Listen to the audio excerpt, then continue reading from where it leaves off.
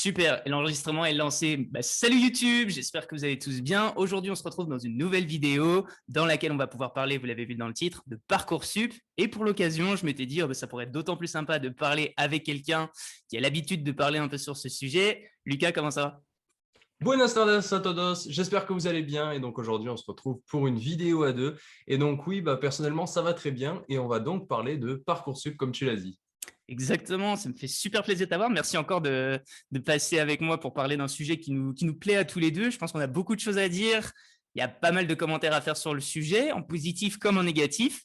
Et si tu veux, moi, je te propose d'entamer direct avec une grande question où on va pouvoir un peu aborder le sujet sous plein de facettes différentes.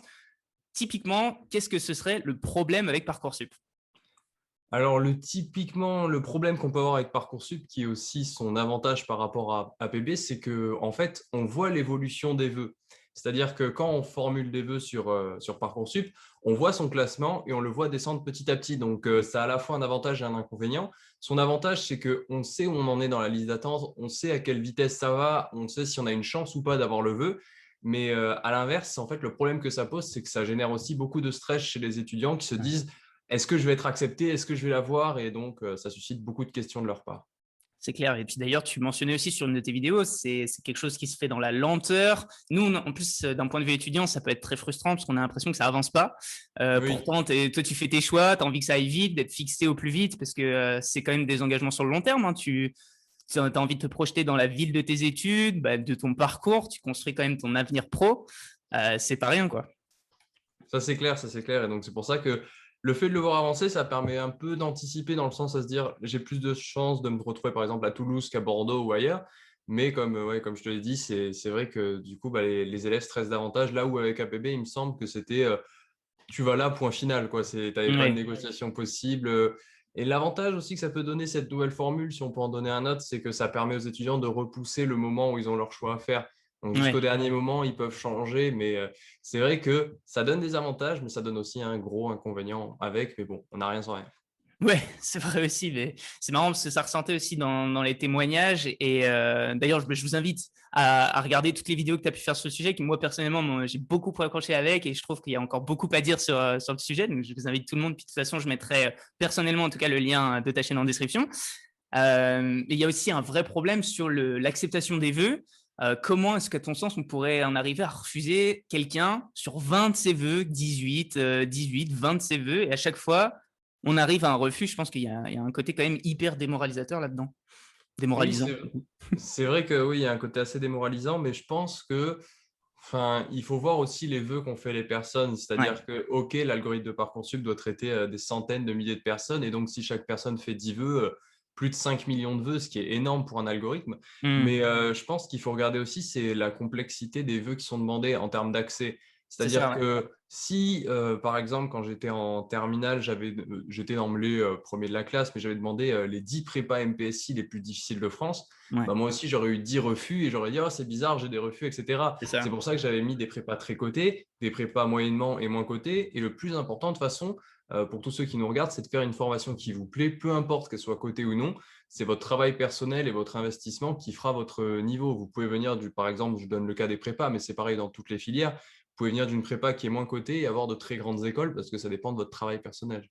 Ouais, je suis tout à fait d'accord et je pense que le vrai enjeu pour les étudiants, c'est vraiment d'optimiser et de déjà se connaître avant toute Mhm. chose, de savoir ses forces, ses faiblesses. Et évidemment, si on sait qu'on a un dossier qui peut paraître compliqué, de jouer ses choix aussi de manière intelligente. Sinon, on se retrouve dans le cas de ah bah mince, j'ai fait 18 vœux.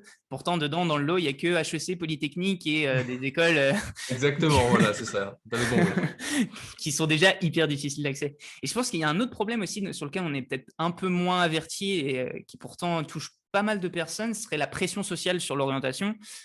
Puis après, d'ailleurs, je pense qu'on va pouvoir basculer sur l'orientation en général, puisque c'est des questions Mhm. d'orientation avec Parcoursup, puisque j'ai souvent l'impression que les parents ou l'entourage, du moins, poussent leurs enfants à avoir des formations qui leur plaisent, certes, mais qui ont quand même un certain intérêt pour avoir un job peut-être stable, reconnu socialement. Et au final, je trouve qu'on se retrouve vite avec le trio, peut-être avocat, médecin, ingénieur et manager en école de commerce, quoi.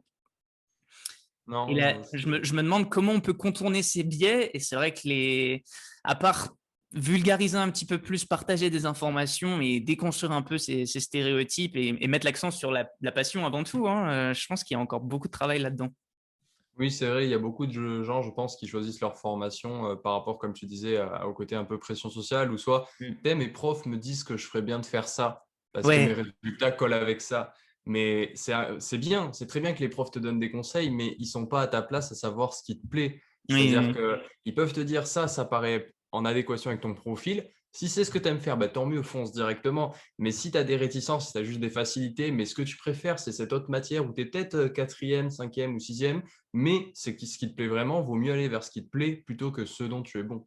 Oui, complètement, complètement. Puis, je pense que toute ta vie est bon à prendre. Et après, c'est vrai que déjà de une, c'est pas nécessairement leur métier. Et après, c'est vrai qu'ils peuvent vous sentir comme à l'inverse, se planter complètement. Oui, Et c'est sûr. faut pas prendre ce qu'ils disent pour argent comptant pour autant. Mais c'est toujours sympa d'avoir quand même un avis extérieur sur et cette relation avec les profs. Je pense aussi qu'elle est un peu sous-estimée puisque c'est quand même les personnes qui nous voient le plus souvent dans cette tranche d'âge où tu dois faire tes choix. Et si eux, ils t'invitent gentiment à au moins faire tes recherches sur une voie, je pense qu'il faut le prendre avec plaisir, quoi. Oui, c'est ça, tu fais les recherches, tu prends leur avis en considération, bien évidemment, Mm. mais après, tu te fermes pas de porte et tu regardes aussi toutes les diversités, enfin, parce qu'ils peuvent donner parfois comme on a dit juste avant, des grands stéréotypes ou des grandes lignes, mais ça t'empêche pas de mener des recherches complémentaires pour regarder un petit peu plus en profondeur, tiens, et qu'est-ce que c'est cette formation en particulier, Ouais. qu'est-ce que c'est ce métier, et faire des recherches plus approfondies. Oui, c'est ça, parce que justement, je voulais en revenir aussi à ce problème-là, plus généralement sur l'orientation scolaire. Qu'est-ce qui ne va pas avec l'orientation scolaire? Et je pense qu'il y a un vrai problème qui est assez central, c'est de vouloir forcer les gens à rentrer dans des cases à tout prix. Et au Mhm. final, c'est très limitant, alors que des personnes ont peut-être beaucoup de compétences, beaucoup de talents qui sont explorés ou peut-être pas à leur plein potentiel et qui demanderaient justement qu'à être explorés. Et nous, tu as un peu le système scolaire qui te présente telle option et toi, tu te plies, tu rentres dans le puzzle, quoi. Tu as telle pièce et tu as intérêt à avoir telle caractéristique pour rentrer pile poil dans ce puzzle. Tu vois tu vois un peu comment j'imagine la chose, Oui, quoi. je vois très bien ce que tu veux dire par rapport à ça. Et c'est vrai qu'il y a des cases qui sont déjà un peu préformatées. Et Ouais. même ça se voit aussi au niveau des matières enseignées. Je veux dire, Mm. il y a beaucoup de choses qui servent dans la vie courante. C'est pour ça que j'invite aussi beaucoup les abonnés et tous ceux qui me suivent en général à lancer des projets entrepreneuriaux ou à se Ouais. lancer sur YouTube également. Parce que, à part dans certaines études supérieures, pardon, je veux dire collège, lycée ou même avant, on ne nous apprend pas trop tout ce qui est gestion du stress, apprendre un cours. On te dit Mm. apprends le cours, mais on ne te dit pas comment.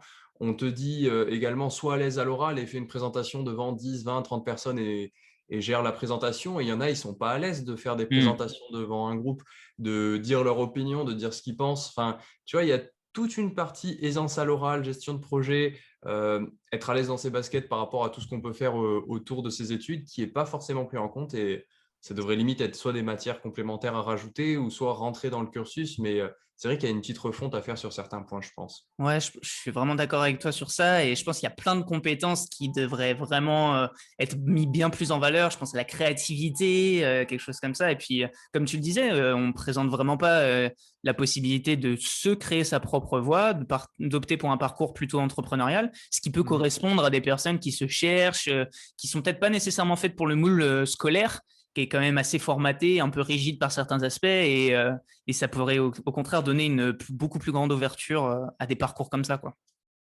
Oui, oui, c'est Et, sûr. et alors, c'est intéressant parce que je trouve aussi qu'on a je voulais avoir ton opinion là-dessus, je trouve qu'on a encore cette conception de un métier pour toute la vie et que, allez, ton choix, tu le fais entre 15, 18 ans et après, tu fais ton choix et bon courage, on t'envoie là-dedans et débrouille-toi. Est-ce que toi, alors déjà, est-ce que toi, tu l'as vécu comme ça aussi, puisqu'on a l'avantage de tous être étudiants un jour, donc Mhm. d'être passé par là. Comment toi, tu vois un peu la chose à ce niveau-là? Personnellement, je le vois à deux niveaux. C'est-à-dire que j'ai l'impression qu'il y a ceux, comme tu dis, qui sont dans le moule et qui sont bien. C'est-à-dire qu'ils vont faire une suite d'études logiques et ils vont se dire, bon, bah, j'ai fait ça, je vais continuer là-dedans. Je ne sais pas si ça me plaît, mais comme j'ai commencé, je ne vais pas arrêter. Je n'ai pas envie de perdre une année ou je n'ai pas envie de faire autre chose. Et tu vois, ils se laissent porter par le courant. Et Ouais. je trouve que tu as ceux qui sont un peu, bah, c'est ceux qui sont passifs de leur orientation, ça, et ceux qui sont actifs, et c'est-à-dire qui chaque année vont se remettre en question et se dire, est-ce que ce que je fais, ça me plaît vraiment? Est-ce que je ne ferai pas une admission parallèle pour un autre truc? Est-ce que, tu vois, et vraiment toujours se dire, j'ai envie de faire quelque chose qui me plaît et pas me retrouver, une fois que j'ai terminé mon bac plus 5 à me dire, ah, finalement, si j'avais pu faire autre chose, j'aurais recommencé autre chose. Ou après la terminale, c'est pas parce que j'ai fait une terminale scientifique que j'aurais dû continuer dans les sciences, tu vois. Ouais. C'est pour ça que je trouve qu'il y a vraiment deux types de personnalités et qu'il n'y a pas assez de personnes qui sont actives de leur orientation et qui se disent je prends les choses en main à titre personnel. Tu vois, j'ai fait un an de prépa MPSI, Ouais. donc maths physique.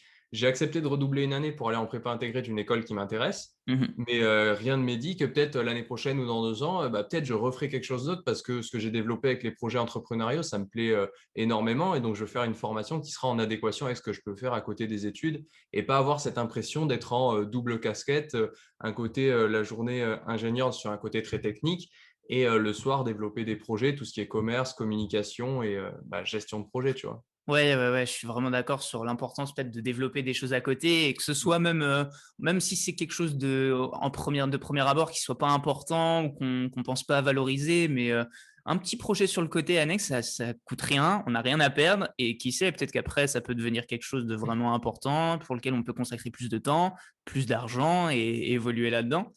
Et je suis aussi d'accord sur le fait qu'il faut développer une vraie curiosité, je voulais dire, parce que sinon on peut vite être un peu spectateur de son orientation et de se laisser porter dans le wagon. Et c'est vrai que c'est tentant, hein.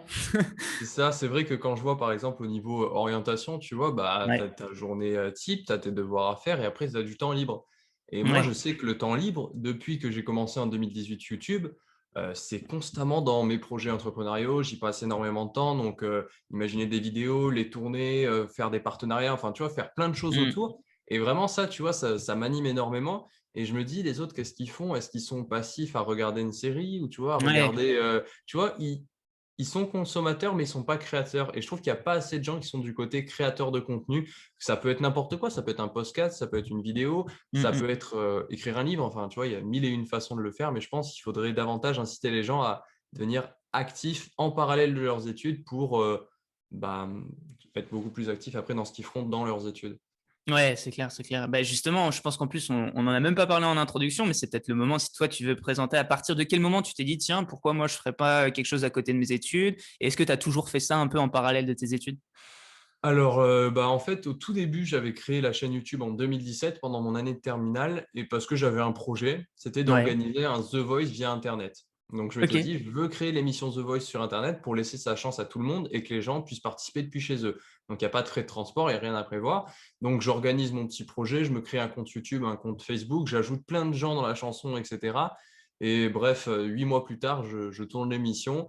Et j'ai une cinquantaine de candidats, j'ai un lot de 1 500 € pour le premier, j'ai 3 jurys, j'ai des gens qui ont participé à mon projet qui se sont retrouvés à The Voice l'année d'après. Pas par mon biais, mais du coup, c'était rigolo de les voir Ouais. à la télé et de me dire, ils ont joué le jeu, c'était sympa. Donc ça, c'était un premier projet. Et en fait, quand je suis arrivé en études supérieures, donc en 2018, j'étais en MPSI et là, je me suis dit, on n'a pas assez de renseignements sur la MPSI. Je suivais justement à l'époque Emeric, l'étudiant qui faisait sa PCSI. Et c'est là où je me suis dit, lui, il fait la PCSI, moi, je peux faire la MPSI, et comme ça, il y aura déjà 2 voies dans la prépa scientifique qui seront représentées. Et petit à petit, j'ai pris goût, et c'est bien parce qu'au départ, on commence, et si jamais ça nous plaît, on y passe de plus en plus de temps, et on se dit, oh, j'ai envie de faire ça. Et comme on s'est senti capable de faire quelque chose, on se dit, on va tenter quelque chose d'encore plus haut, encore plus haut. Et c'est pour ça qu'après, en 2019, je m'étais dit, je vais tourner 365 vidéos en un an. En 2020, je m'étais dit, je vais faire une émission télé ou écrire un livre. Du coup, il y a les deux qui vont être faits.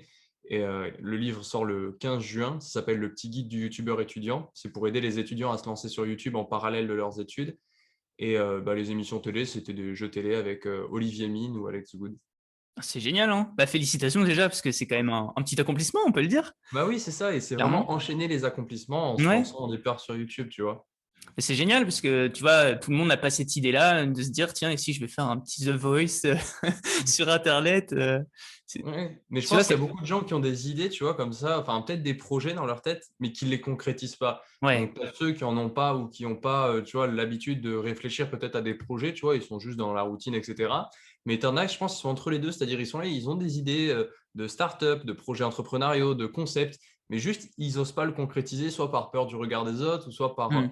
manque d'organisation, ou se dire, oh, j'ai pas le temps, ou tu vois, par manque de priorité. Mais je pense qu'il y en a beaucoup plus que ça qui ont des idées de projet. Et je pense que s'ils les lançaient et qu'ils pourraient voir les retombées, que ce soit parce que ça marche ou ça marche pas, Mm. ils oseraient faire d'autres projets et tu vois, monter de marche en marche. C'est-à-dire, j'ai pas eu directement l'idée de me dire, ouais, je vais faire une émission télé Ouais, et bien un sûr. livre, tu vois, et puis j'aurais pas été à l'aise. Ouais. Mais tu vois, c'est faire petite victoire en petite victoire comme ça et avancer tranquillement. Ouais, ouais, ouais, je pense, comme on le disait aussi au début, pour refaire le lien sur Parcoursup, qu'il y a plein d'étudiants qui y gagneraient à juste développer quelque chose à côté et à Oui. donner ou non suite après, se laisser la carte en tout cas d'avoir ça sous le coude. Et puis même si ça donne rien, en plus, on a l'avantage que ça peut toujours se valoriser par la suite. On y gagne forcément, quoi. Justement, par rapport à ce que tu dis, pour ceux qui sont sur Parcoursup, etc., si, imaginons, ils décident de lancer une chaîne YouTube où ils parlent d'un sujet qui leur plaît, que ça marche ou que ça marche pas, s'ils font une vidéo par jour, imaginons pendant un mois, tu vois, ils seront entraînés à l'expression orale, à Ouais. parler face à une caméra, à improviser ou à suivre un plan. Et tu vois, cette aisance à l'oral qu'ils vont acquérir, même qu'ils soient suivis par des gens ou pas, Hmm. la vie, c'est social, quoi. Quand ils vont Ouais. avoir des entretiens d'embauche, quand ils vont travailler en groupe dans une entreprise, ce ne sera pas le moment de se dire, bon, je vais rester dans mon coin et je vais être associable. Enfin, tu vois, ça ne marchera pas Ouais. dans la vie d'après. Donc, ils sont forcément gagnants que ça marche ou que ça ne marche pas d'un point de vue communauté. Donc, il n'y a rien à perdre vraiment.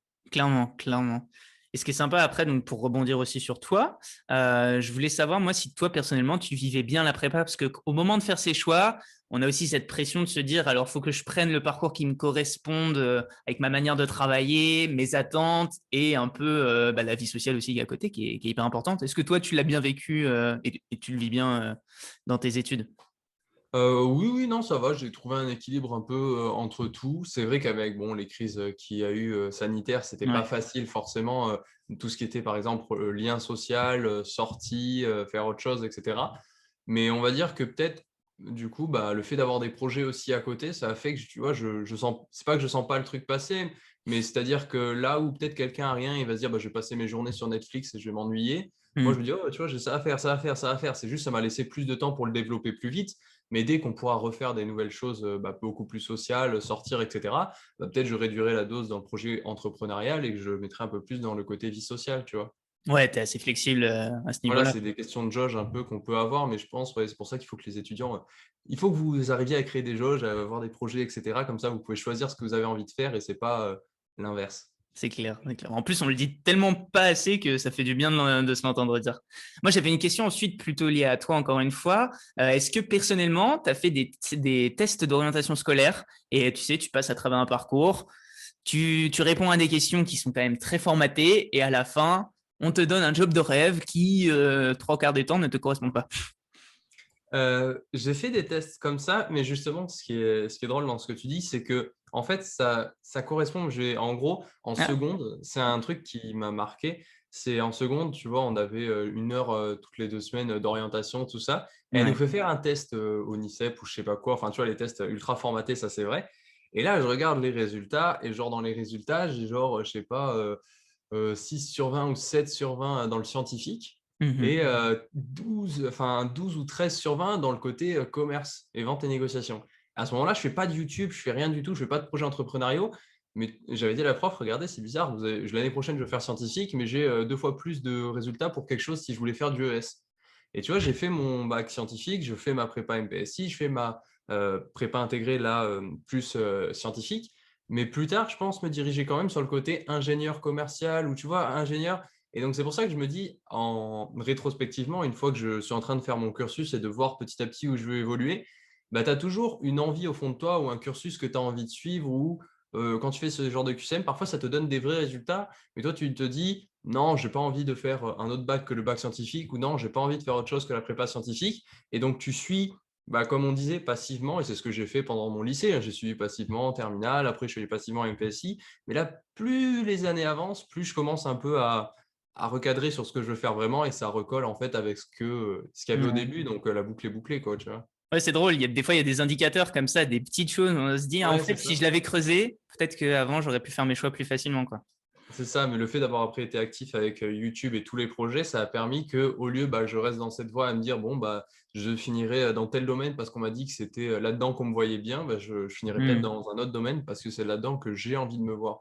Oui, complètement. Mais en plus, d'ailleurs, je voudrais vraiment qu'on amène ceux qui nous écoutent à relativiser, si d'ailleurs vous êtes dans ces périodes un peu difficiles de trouver un peu son avenir professionnel, qu'à tout moment, il y a des parcours passerelles, on peut se réorienter, changer de voie, et c'est même pas un mal de se planter parfois, et parfois même de subir un peu et de se laisser porter quand on ne se connaît vraiment pas et qu'on ne sait vraiment pas comment faire ses choix. Ça peut être au moins une manière de toucher un peu ce qu'on n'aime pas, de se planter une bonne fois, mais de mieux retomber après, quoi.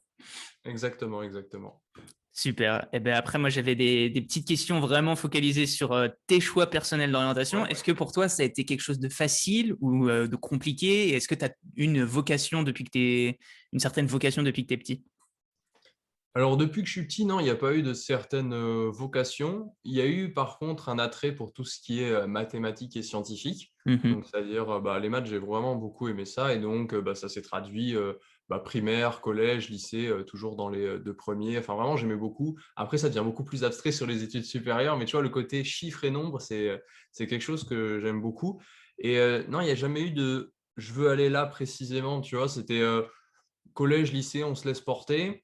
MPSI, on se laisse encore porter. Après que les projets, on commence à prendre un peu de l'assurance, à se dire, OK, finalement, je vais faire ce qui me plaît parce que j'ai envie de faire ce qui me plaît.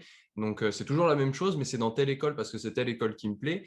Et après, bah, on continue dans cette école et peut-être on se dit, bah, finalement, je vais peut-être faire telle autre école ou peut-être finalement, je vais continuer dans cette école, mais pas pour le faire ingénieur en aéronautique et spatiale sur un côté technique, mais plus sur un plan commercial.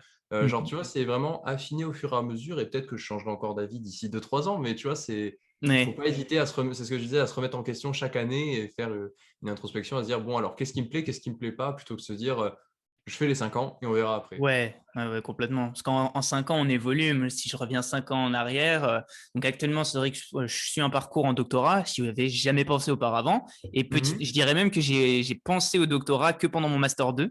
Et comme Ouais, quoi, on peut se trouver son parcours et j'y suis super content actuellement. Et c'est pas dit qu'ensuite je suive le chemin tout tracé. Donc c'est vraiment cette possibilité-là de revenir sur ses choix constamment qui est importante, quoi, de pas penser que tout est figé dès le départ. c'est ça, complètement d'accord avec Surtout toi. si je voulais me figer dès le départ sur mon... Parce que moi, j'avais fait quelques tests d'orientation, dont un où j'avais pas le choix de le faire, c'était au collège, en fin de troisième, tu sais, un peu. Ouais, Alors, en plus, en troisième, où on est quand même assez jeune pour savoir ce qu'on veut faire, je fais le test qu'on me demande, et là, on t'impose, en fait, ça te donne vraiment un métier. C'est même pas, tu as plutôt tel aspect scientifique, tel aspect littéraire, tel domaine qui est fort, sur lesquels tu as des compétences. Non, c'est vraiment, on te conseille direct un métier. Et si je suivais ce test, j'aurais dû être fleuriste à l'heure actuelle. Donc, waouh, soit je me suis planté radicalement, il est encore temps pour moi de bifurquer dans ce qui m'attend, soit retourne vers ta vraiment, vocation. c'est ça. Ben, attention, peut-être vendeur de tulipes dans 3 ans. Je vous tiendrai au courant sur YouTube si c'est le cas, mais c'est pas encore au programme, quoi. Il y a vraiment des choix où ça peut aller dans tous les sens et Oui, c'est important de faire un ça premier tri, quoi. Et écoute, moi, effectivement. après, j'avais une dernière question, peut-être plus orientée sur le futur pour toi. Est-ce que finalement, tu sais ce que tu veux faire plus tard? Parce que c'est la grande question à laquelle tout le monde espère avoir une réponse. Et qu'est-ce que tu veux faire plus tard? Alors, ce qui est sûr, c'est que dans ce que je veux faire plus tard, c'est que je veux que mes projets entrepreneuriaux soient complémentaires avec le métier que je ferai. Ok. C'est-à-dire que actuellement, là, tu vois, sur l'aspect purement de ce que je fais en prépa intégrée scientifique, technique, mathématique, c'est pas complémentaire dans le sens où j'ai l'impression d'avoir deux casquettes différentes. Donc, bien Hmm. sûr, après, dans le cursus, je vais pouvoir affiner et choisir un cursus peut-être plus bah, vente, négociation commerciale, etc. Mais ce que j'aimerais du coup à terme, c'est vraiment bah, que tu vois, les deux projets soient imbriqués comme ça et d'avoir mes projets entrepreneuriaux qui me permettent de progresser dans ma vie professionnelle en entreprise et avoir mes projets, mon travail en entreprise qui me permettent de progresser dans mes projets personnels. Et comme ça, Hmm. là, la croissance sera beaucoup plus rapide dans les deux cas et je pense que ça peut donner un mélange assez détonnant, quoi. Ouais. Bah écoute, je te le souhaite en plus. Et à très court terme, là, je vois, donc tu parlais de ton livre tout à l'heure. Est-ce que tu aimerais Mhm. développer d'autres initiatives comme ça, sans trop en dire aussi, si jamais tu veux garder des choses pour toi, mais est-ce que tu as d'autres projets comme ça en tête? Dans les grandes lignes, peut-être à partir de la rentrée de septembre, aller voir pour faire des conférences dans les établissements pour Hmm. sensibiliser à tout ce qui est ce côté-là. Bon, pour renseigner sur Parcoursup, bien évidemment, mais Mhm. aussi pour un peu peut-être planter une graine dans la tête de certains sur le côté, vous savez, il y a d'autres alternatives. Vous avez aussi, si vous avez des idées, n'hésitez pas à les tester parce que c'est pas quand vous aurez 30 ans que vous pourrez tester vos idées. Donc Oui, voilà. c'est ça. La vie est courte, hein. Exactement, donc vivez tout à fond et vaut mieux vivre avec des remords qu'avec des regrets, comme le dit la chanson. Mais, oh, ça part en poésie en plus pour terminer cette vidéo, c'est super. Et peut-être une question de conclusion que j'avais en tête pour toi. Si tu devais donner un conseil au Lucas qui aurait 15, 16, 17 ans, qu'est-ce que ce serait? Ne pas appréhender le regard des autres. Parce que Ouais. ça, c'est vrai, c'est quelque chose qu'on fait beaucoup au collège, au lycée. C'est-à-dire, tu vois, tu as le côté, euh, une masse générale, les autres, enfin, tout le monde fait pareil, tout le monde est pareil. Et t'en as, c'était pas mon cas, mais je vois dans le lycée, t'en avais certains parfois qui lançaient une chaîne YouTube pour faire des covers ou de la musique, tu vois. De la Mm, musique, mais vraiment à proprement parler. Et mm. souvent, les gens, tu vois, ils en parlent mal dans leur dos. Ils disent, ah, regardez, il essaye de faire un truc et tout. Et tu Ouais. vois, les gens, ils essayent toujours de ramener tout le monde vers eux et dire, ah, regardez, il fait autre chose de différent, fais comme tout le monde et sois pas différent. Et tu vois, tout le monde est pointé du doigt, alors que t'en as qui tentent des trucs sympas, ils sont doués, et du coup, à cause du regard des autres, bah, ils se referment et ils tentent encore moins les choses. Mm. Donc, que ce soit pour le Lucas de 15 ans ou tous ceux qui nous regardent, je lui dirais, bah, regarde pas le regard des autres et fais ce dont tu as envie, et les autres, hop, hop, hop, tu fais ce qui te plaît, et c'est le plus important. Surtout que la plupart en ont rien à faire et voire vont te soutenir et vont trouver ça même super que tu aies toi cette initiative-là, quoi. C'est ça, et puis même s'ils soutiennent pas, bah, ça leur passera, ils feront autre chose. Et puis Ouais. peut-être les gens, tu les connaîtras plus dans 5 ans, là où ton projet, ça marchera. Et ces gens, tu les verras revenir dans 5 ans et te dire, oh, j'ai toujours cru en toi. Le côté J'étais là, hypocrite de certains. J'étais là depuis le début. c'est ça. Super. Bah, écoutez, je pense que moi, en tout cas, j'ai fait le tour. Est-ce que toi, tu avais une question liée à justement ce thème de Parcoursup ou tu penses qu'on a fait le tour aussi un peu sur le pour et le contre et les avantages et comment tirer un peu son épingle du jeu là-dedans? Non, je pense qu'on a fait un tour assez global. Donc, je te remercie pour cette interview. C'était très sympa, vraiment Ben, super. Et je pense avec qu'on a été plaisir. assez global et qu'on a donné pas mal de conseils pour les étudiants. Donc, j'espère que ça leur sera utile. Ouais, j'espère. Bon, en tout cas, si c'est le cas, évidemment, n'hésitez pas à liker la vidéo et à vous abonner à nos deux chaînes respectives. Le lien, comme je le disais, il sera en description. Et puis ensuite, le sujet pourra être traité dans de prochaines vidéos, que ce soit sur l'orientation scolaire ou Parcoursup, pour être plus précis en général. Je crois qu'on va pouvoir se laisser là. Et en tout cas, d'ici là, il n'y a plus qu'à. C'est Salut! ça. Salut!